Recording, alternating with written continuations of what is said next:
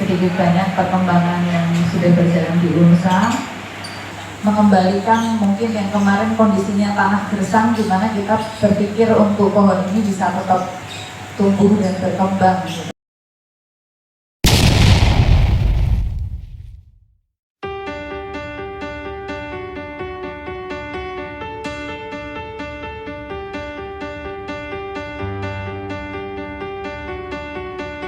Ini saya mewakili dari jajaran rektorat juga dan wakil rektor yang lain yang hadir.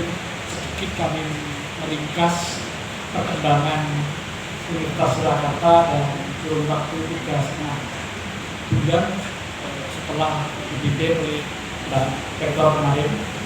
Jadi beberapa tentunya secara umum dari Bapak Ibu atau Mas sekalian sudah juga merilis beberapa kegiatan Universitas Surakarta yang sudah ada beberapa berita kemarin sekalian mengatur. Hanya saja yang terpenting adalah dalam 3 bulan ini betul-betul kemarin kami telah merancang satu visi jangka pendek menengah dan akhirnya sampai pada menuju 2030 UNSA itu untuk bagaimana nanti perguruan tinggi berbasis kewirausahaan dengan setara di perguruan tinggi internasional. Dan langkah itu sudah kita mulai dalam 3 bulan terakhir, mulai dari berbenah dari segala sudut SDM dan akhirnya juga yang terbesar waktu Indonesia D itu kita membangun satu culture, yaitu UNSA kreatif, yang nanti bisa dijelaskan itu sudah menjadi satu arah budaya di Universitas Surakarta ke depan.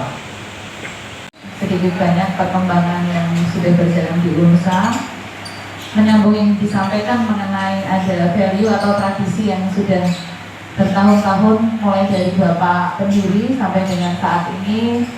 Tentu ini masih kami jalankan dan itu juga saya masukkan dalam filosofi kepemimpinan saya di UNSA ini, yaitu nunggak seni.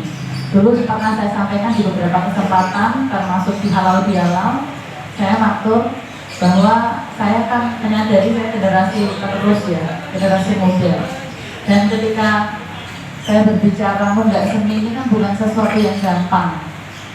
Kalau saya berpegang pada nunggak seni, insya Allah tidak akan memutuskan nilai-nilai atau hal-hal yang memang sudah berjalan saat ini.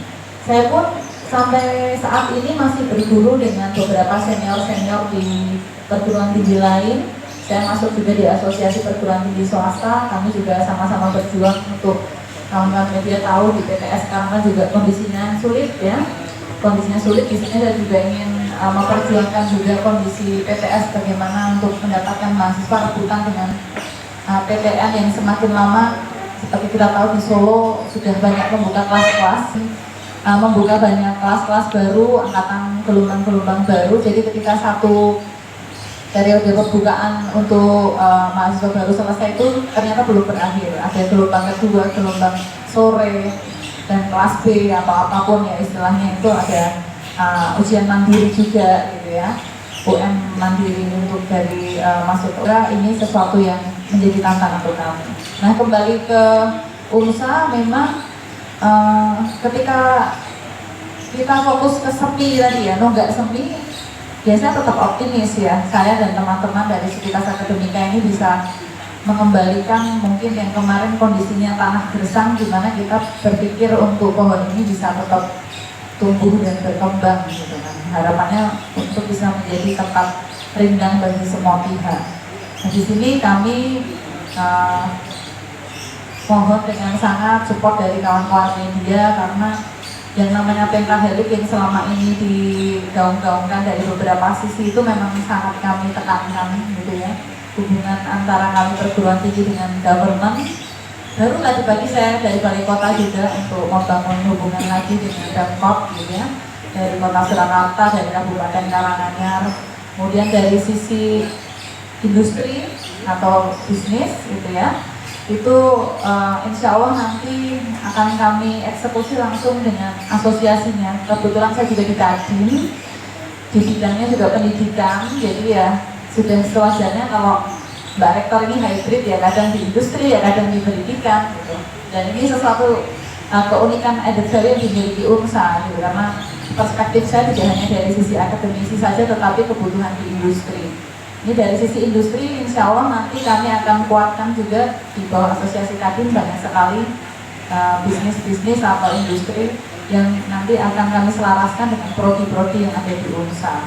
Jadi ini sejalan juga dengan kondisi MPKM sekarang ya Pak ya. Jadi harapannya dari kementerian untuk Dikti ini, pendidikan tinggi ini bisa langsung match dengan industri. Kemudian dari sisi komunitas, nah komunitas ini saya secara tidak langsung memantik para mahasiswa ini untuk bisa lebih berani membuat kegiatan-kegiatan sesuai dengan minat bakat dan juga membangun komunitas yang ada di Solo khususnya ya. Jadi banyak nanti kegiatan-kegiatan UNSA ini juga akan membangkitkan atau memotivasi komunitas yang sudah berjalan. Contoh yang paling dekat mungkin kawan-kawan melihat program terbaru saya secara pribadi, Jawara UMKM.